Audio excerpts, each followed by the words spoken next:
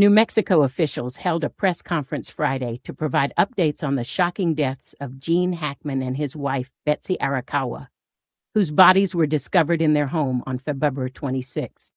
Results from an autopsy performed the next day revealed that Arakawa, a classical pianist, died at the age of 65 from hantavirus pulmonary syndrome (HPS), which is linked to rodents.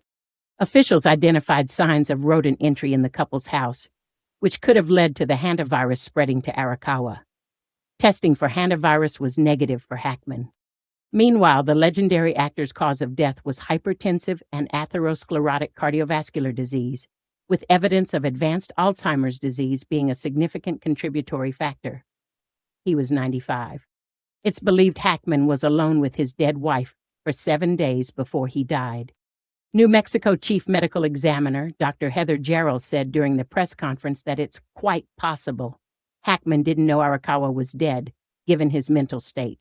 According to the American Lung Association, HPS is a rare but potentially life-threatening viral illness transmitted to humans from the infected urine, droppings, or saliva of certain species of rats and mice. The Centers for Disease Control and Prevention adds that HPS can also spread through a bite or scratch by these rodents.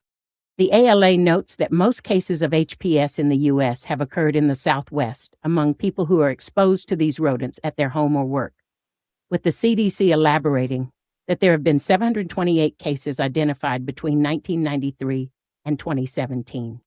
Both organizations say the symptoms of HPS include chills, fever, headache, muscle aches, weakness, dizziness, nausea, vomiting, diarrhea, and abdominal pain, which can progress to coughing, shortness of breath, and tightness in the chest due to fluid filling the lungs.